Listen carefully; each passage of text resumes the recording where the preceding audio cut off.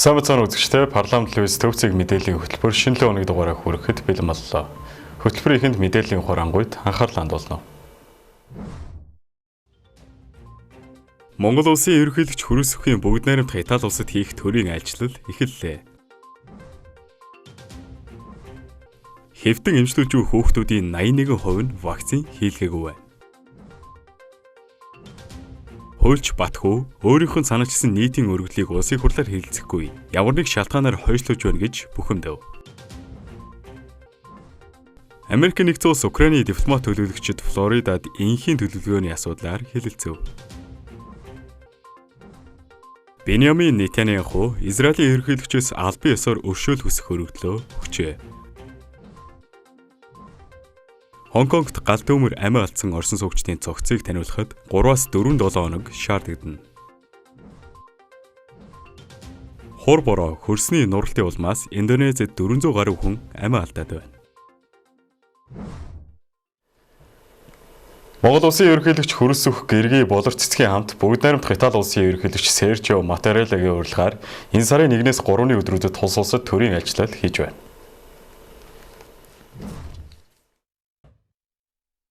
Энэхүү айлчлал нь манай хоёр улсын дипломат харилцаа тогтоосны 55 жилийн ойн хүрээнд болж байна. Айлчлалын үеэр хоёр улсын ерөнхийлөгч ганцаардсан уулзалт болон албан ёсны хэлэлцээ хийнэ. Мөн манай улсын ерөнхийлөгч бүгд найрамдах Итали улсын төлөөлөгчдийн танхимын ерөнхийлөгч Лорензо Фонтана бараалах юм байна. Айлчлалын хүрээнд уламжлалт найрсаг харилцааны түвшнийг ахиулах зэрэгцээ, соёл, боловсрол, шинжлэх ухаан, эрдэс соёлыг дэд үтц, иргэний хамгаалал, орон нутгийн хөгжил, спорт, аялал жуулчлал, олон нийтийн хэвлэл мэдээлэл зэрэг засгийн газар болон байгууллага хоорондын хамтын ажиллагааны 10 гаруй баримт бичигт гарын үсэг зурхаар төлөвлөжээ. Тухайн үеийн ерөнхийлөгч бага онд 2000 онд ажлын ерөнхийлөгч хэлбэгд орж 2011 онд албан ёсны айлчлалыг тус хийж байсан түүхтэй. Хоёр улс 1970 оны 6 дугаар сарын 29-ний өдөр анх дипломат харилцаа тогтоож байжээ. Манай улс 2011 оны 10 дугаар сард Ром хотноо, Итали улс 2016 оны 7 дугаар сард Улаанбаатар хотноо элчин сайдын яамаа нээсэн юм. Ромын эзэнт гүрнээс улбаатай бүгд найрамдах Итали улс 1861 онд хаан засаглалтай нэгдсэн улсаа байгуулсан түүхтэй. 1946 онд бүх нийтийн санал асуулгаар бүгд найрамдах засаглалаа сонгосон нь өнөөгийн экологийн бүлгийн гишүүн улс төр эдийн засгийн нөлөө бүхий улс болох үндсэн суурь болж байна. Тус улс нь Австри, Франц, Гэгэн Ширээт улс, Сан Марино, Словен, Швейцар зэрэг улстай хэлэлдэг. НАТО, Европын холбооны улсын голлох гишүүн орны нийт 59 сая хүн амтай. Дотоодын нийт бүтээгдэхүүн нь 2.2 их $80 ам. Эдийн засгийн голлох салбар нь үйлчилгээний 65%. Аж үйлдвэр 23%, хөдөө аж ахуй 2%, 623 тэрбум еврогийн үн бүхий үйлдвэрлэлийн машин, тоног төхөөрөмж, тээврийн хэрэгсэл, давуу, металл хийц, эвийн бүтээгдэхүүн голлон гаргаж, гадаадаас 568 тэрбум еврогийн үн бүхий газрын тос, байгалийн хий, тээврийн хэрэгсэл, металл эдлэл, хүнс тоног төхөөрөмж авдаг байна. Гадаад шууд хөрөнгөний оруулалтанд 452 сая евро, нүүрс, мөнгө ус, цайр, гантик, хайлуурж онш, байгалийн хий, загасны ариун нөөцтэй. Италиас монголчуудын сайн мэдэх Марко Поло, Кристофер Колумб, Леонардо да Винчи, Галилей, Микеланжело, Лучиано Павароти зэрэг алдарсан төрөн гарчээ.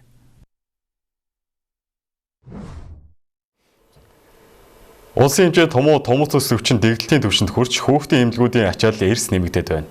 Үүнтэй холбоотойгоор засгийн газраас вакцины хүртээмж орны хүрэлцээг нэмэх шаардлагатай байгаа талаар эрүүл мэндийн байгууллагууд анхаарууллаа.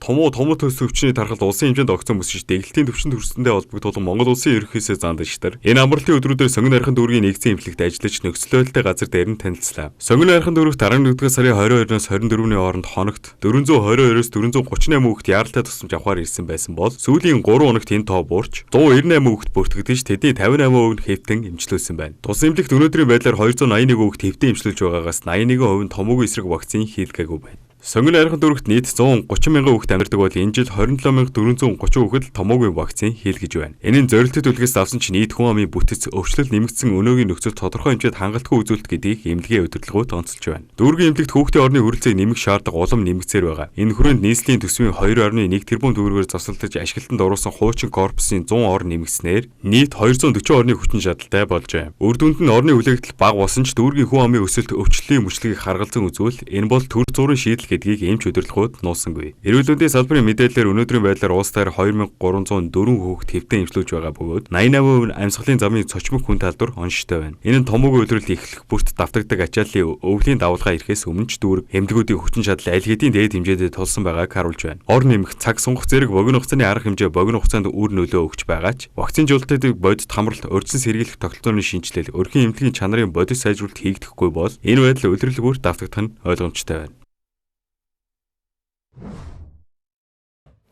Төсвийн байнгын орооны өнөөдрийн хуралдаанаар хуульч Батхуугийн санаачилсан үйл хөдлөх хөрөнгө борлуулахад төлдөг 2% татварыг хүчингүй болох асуудлаар гаргасан нийтийн өргөдлийг хилцэх ёстой байсан. Гэвч ажлын хэсгийн зарим гишүүд гадаад томилолтой учраа эрс бүрдээгүй юм. Үйл хөдлөх хөрөнгө борлуулсны 2% татварын асуудлыг судлуулах ажлын хэсгийг улсын хурлын гишүүн Сайн Зориг ахалж байна.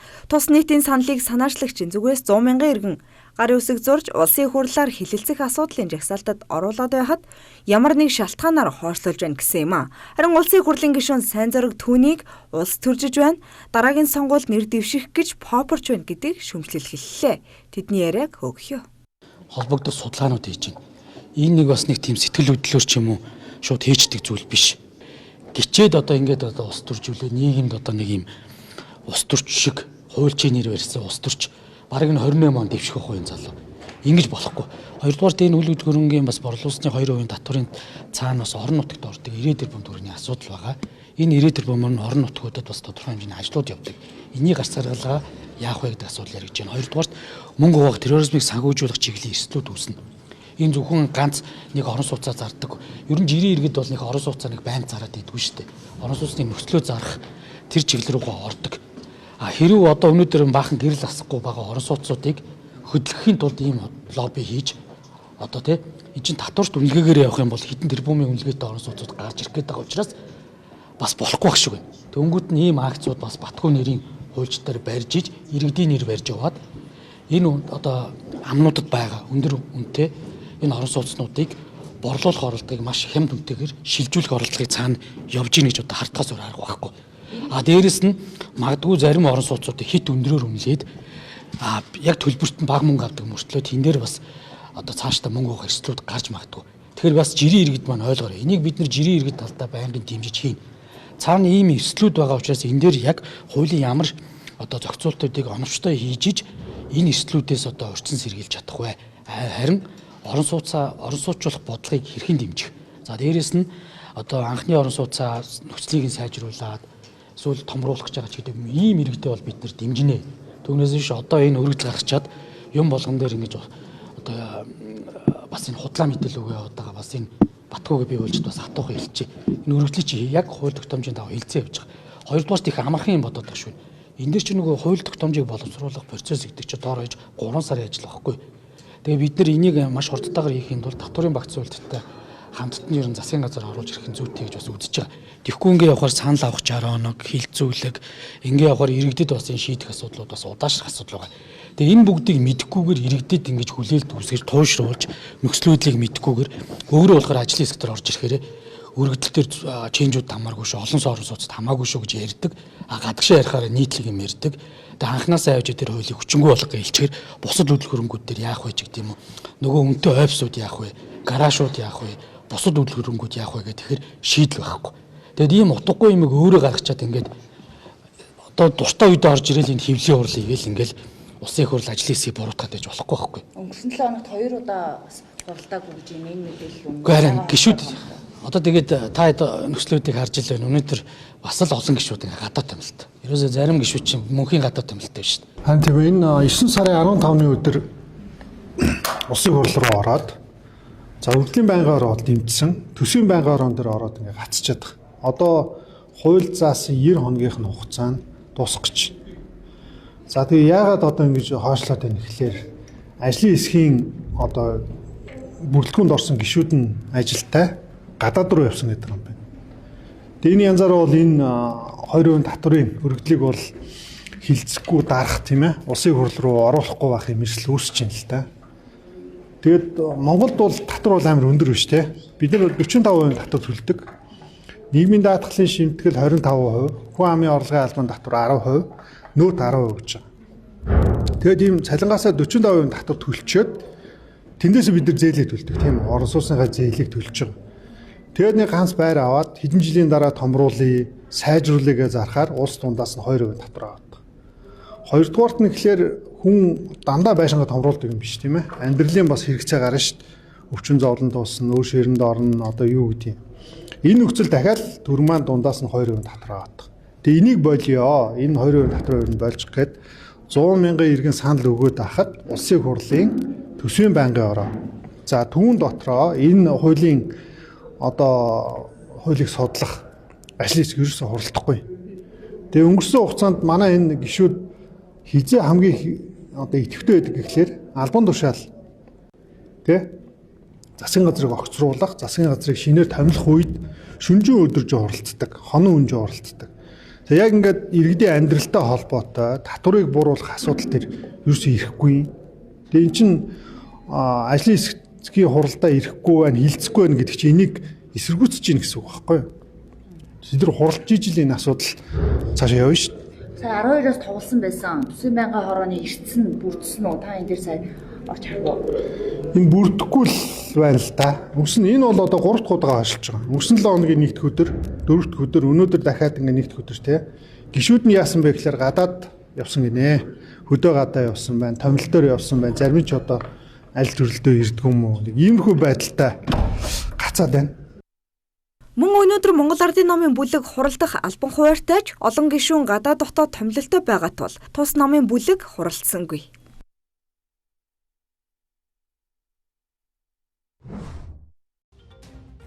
Монгол улсаас ASEAN-ы дэргэд суугаа элчин сайд инх 50 өнгөрсөн сарын 25-нд Жакарта хотын ASEAN-ы ерөнхий нарийн бичгийн дарга доктор Као Ким хоорондоо уулзлаа. Уулзлаар элчин сайд инх 50 Монгол улс ASEAN-ыг бүс нутагдах инх 50 доктортой байдал, эдийн засгийн хөгжлийн хөшүүрэг хэмээн үздэг болохыг тэмдэглэж, Монгол улсыг инхийг эрхэмссэн, нээлттэй бие даасан, олон тулгуурт гадаад бодлого нь ASEAN-ы хүртээмжтэй байдал яриа хэлцээ зөвшөөрлөд тулгуурсан хамтын хөгжлийн төлөөх Асын хараатай нэгт уялддаг болохыг онцлон тэмдэглэв. Элчин сайд инх 50 гадаад харилцааны сайд Бат цэцгээс ирүүлсэн ASEAN-ы салбарын яриа хэлцээний түвш болох тухай Монгол улсын засгийн газрын албан ёсны хүсэлтийг ерөнхий нарийн бичгийн даргад уламжилсан юм. ASEAN-ы ерөнхий нарийн бичгийн дарга Монгол улсын идэвхтэй хамтын ажиллагаанд талархал илэрхийлээд салбарын яриа хэлцээний түвш болох хүсэлтийг гишүүн улсуудад танилцуулж дэмжин ажиллахаа илэрхийллээ. Тэрээр Монгол улсыг ASEAN-ы бүсийн чуулганы үйл ажиллагаанд оролцоогоо өргөжлүүлэх, мөн ирэх 2026 онд төхөх Зүүн Өмнөд Азийн найрамдал хамтын ажиллагааны гэрээний 50 жилийн ан хүрээнд зохиогдох үйл ажиллагаанд идэвхтэй оролцохыг уриалсан байна.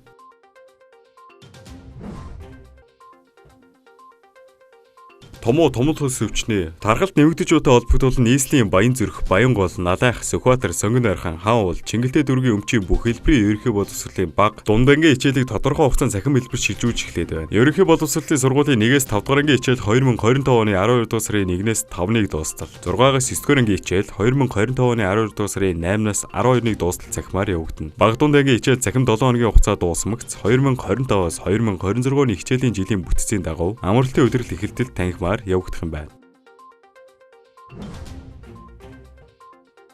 Хүний дархлан онцлог вирус буюу дохтой тэмцэх дэлхийн өдөр өнөөдөр төхөөж байна. Дэлхийн улс орнууд 2025 оны тухайд энэ өдрийг асуудлыг шийдий. Хариу арга хэмжээг сайжруулахын өрөөнд тэмдэглэж байна. Дэлхийн эрүүл мэндийн байгууллагын санаачлагаар 1988 оны 12 дугаар сарын 1-ээс эхлэн дэлхийн нийтээр дохын асуудал анхаарал хандуулах өдрийг тэмдэглэж ирсэн байдаг. Харин 1995 онд хүний дархлан онцлог вирусын халдварын эсрэг анхны үр дүнтэй нийлбэл хилдэг эмчилгээнд нэвтрүүлсэн байна. Монгол улсад 1992 онд дохын анхны тохиолдол бүртгэгдснээс хойш 1997 онд 2 дахь тохиолдол, 2001 онд 3 дахь тохиолдол, 2003 онд 4 2004 онд 5 дахь тохиолдол бүртгэгдэн өнөөдөр энэ халдварын тоо 424 болж 71 хүн нас оржээ. Энэ халдварын илрүүлэлт онцлогоо сайн байж гэмээн олон хүний амнаас эрүүл мэндийг аварч чадна. Харин далд байх тусмаа олон эрсдэл дагуулдаг гэдгийг эмчнэр онцолж байна. Монгол улсад бүртгэгдсэн хүний дархлан онцлог вирусын халдварын 99.7% нь бэлгийн замаар дамжин хадварлагдсан бөгөөд тэр дунд 20 эмэгтэй 35 хүүхэд эрүүл саруулт төрүүлсний 14 давтан төрсэн байна.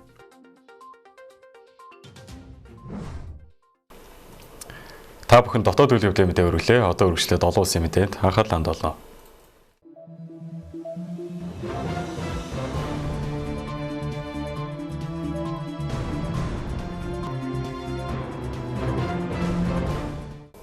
Шинэ 7 хоногийн мэндэргийн үзэгчтэй төвцөг мэдээллийн хөтөлбөр олон улсын мэдээгээр үргэлжилж байна. Америк Украины дипломат төлөөлөгч нар ням гарагт Америк нэгдсэн улсын Флорида мужид Украины дайныг өндөрлүүлэх инхийн төлөвлөгөөний асуудлаар ээлжид уулзалт ярилцаг явууллаа. За уулзалтад Украины талаас үндэсний аюулгүй байдлын зөвлөлийн нарийн бичгийн дарга Рустем Умеров, Америк нэгдсэн улсын талаас Трампын тусгай элч төлөөлөгч Стив Витков, Трампын хүргэн Жаред Кушнер, Америк нэгдсэн улсын төрийн нарийн бичгийн дарга Марко Рубио нар оролцлоо. За 4 цаг үргэлжилсэн уулзалтын талаар төрийн нарийн бичгийн дарга Марко Рубио хэлэхдээ зөвхөн дайныг дуусгах нөхцлүүдээс гадна Украины урт хугацааны тогтвортой байдал, хөгжил цэцэглэлтийн асуудлаар бид хэлэлцтэй. Энэ тал дээр бид тохиролцоонд хүрсэн гэж бодож байна. Украины талтай хийсэн дайныг зогсоох уулзалт хэлэлцээ үр дүнтэй болсон ч нэмж хийх ажил мөн маш их байна хэмээн онцлсан байна. За Украины төлөөлөгчдийг ахалсан Рустем Умеров мөн Флоридагийн уулзалт амжилттай болсон хэмээн дүгнсэн байна. Гэхдээ Оросын Албаны улсын эзэлж өөртөө нэгтгэсэн Украины газар нутгийн асуудал болон Америк нэгдсэн улс Европоос Украинд аюулгүй байдлын баталгаа олгох асуудал зэрэг шийдэгдээгүй хэвээр дуулсан асуудлууд байгаа талаар Америкийн эвлэл мэдээллийн хэрэгслүүд мөн штатан бичээд байна. За тэгвэл уулзалтын үр дүнгийн талаар Америк нэгдсэн улсын ерөнхийлөгч Дональд Трамп сэтгүүлчдэд мэдээлэл өгөхдөө Орос Украины сөргөлдөөнийг зохицуулах шин төлөвлөгөөг хэлэлцэх ажил урагштай явж байна. Хэлэлцээр байгуулах магадлал маш өндөр байна хэмээн мэдэгдсэн бол Владимир Зеленский өөрийн нийгмийн сүлжээний хуудсандаа хэлэлцээ маш бүтээлч болж Украины бүрийн эрх үндэсний ашиг сонирхлыг хангахын тулд бүх асуудлыг илэн талангуй авч хэлэлцсэн хэмээн мэдээлсэн байна. За тэгвэл Украины дайныг өндөрлүүлэхтэй холбоотой бусад уулзалтууд айлчлууд энэ 7 хоногт үргэлжлэн явагдах ба Украины ерөнхийлөгч Зеленский өнөөдөр Францад айлчилж Эммануэль Макронтой уулзах бол Трампын элч төлөөлөгч Стив Витков Москвад айлчлахаар болж өнөөдөр Оросын Албаны улсыг зорьсон бөгөөд мягмар гарагт тэрээр Оросын Албаны улсын ерөнхийлөгч Владимир Путинтэй уулзах төлөвлөгөөтэй байгаа талаар их сурвалжууд мэдээлж байна. Дараагийн мэдээг хүргэе. Одоогоос 5 жилийн өмнө авилгын хэрэгт буруутгагдж шүүх хурал нь өнөөдрийг хүртэл үргэлжилсээр байгаа Израилийн ерөнхий сайд Биньямин Нетаньяху улсынхаа ерөнхийлөгчөөс өршөөл хүссэн байна. За тэрээр Израилийн төрийн тэргүүнээс шүүх хурлыг нэн даруй зогсоохыг уриалж түүний өмгөөлөгч нар ерөнхийлөгчд албан ёсоор өршөөл ус хүргэл илгээсэн болохыг мэдэгдэлтэй дурджээ. Түүнчлэн аюулгүй байдал, Элмат бодит байдлын үүднээс үндэсний эв нэгдэл онцгой шаардлагатай байгаа энэ цаг үед шүүх хурлыг үргэлжлүүлэх нь ширүү маргаан үүсгэж хагарал үүсгэх нь хэмээн тайлбарласан байна. Биньямин Нетаньяхугийн хувьд өнгөрсөн 5 жилийн хугацаанд авилга залилангийн 3 өөр хэрэгт холбогдсон шүүгдэж байгаа ба түүний хувьд дээрх хэрэгүүдийг няцаасаар ирсэн юм а. Өнгөрсөн сард Америк нэгдсэн улсын ерөнхийлөгч Дональд Трамп Израилийн ерөнхийлөгч Исаак Херцогт хандаж захидал илгээн Нетаньяхуг өршөөхийг шаардсан юм. Харин Израилийн сөрөг хүчнүүд түүнийг өршөөл үсгэхээс өмнө гин бурууга хүлээх ёстой гэж үзэж байна. Тэгвэл Нетаньяхугийн мэдэгдлийн дараа Израилийн ерөнхийлөгчийн тамгын газраас мэдээлэл гаргаж энэ бол чухал ач холбогдолтой онцгой хүсэлт хэмээн онцолж за ерөнхийлөгч хүсэлтийг хариуцлагатай чин сэтгэлээсээ авч үзэх болно гэсэн боловч мөн түүний хүсэлтийг хэлэлцэхээс өмнө шүүх хуулийн байгууллагуудын саналыг авч үзнэ гэдгээ мэдэгджээ.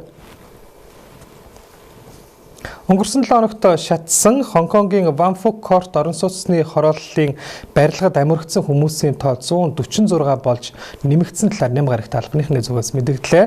За мөн Хонконгийн эрх баригчдын зүгээс мэдэгдснээр амиа алдсан оршин суугчдын цогцыг гүйцэд таниулж дуустал 3-4-7 хоног шаардагдана гэж мэдээллээ.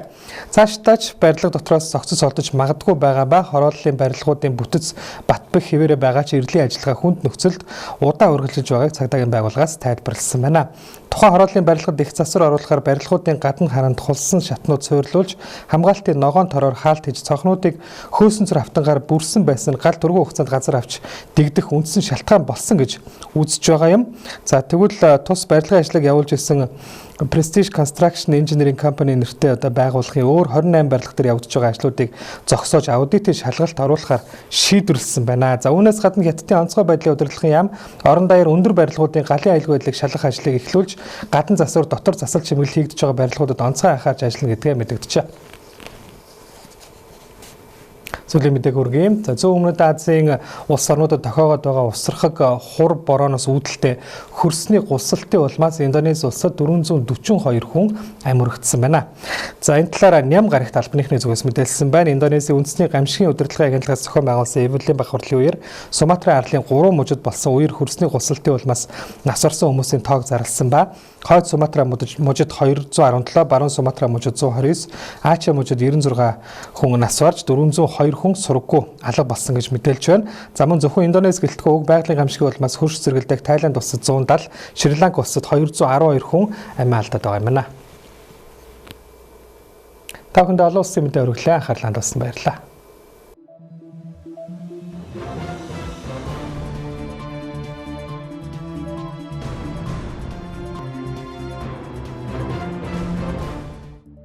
Төвцөг мэдээллийн хөтөлбөрийн өнөөдрийн дугаар үгээр өндөрлөж байна. Анхаарлаа хандуулсанд баярлалаа. Баяр та.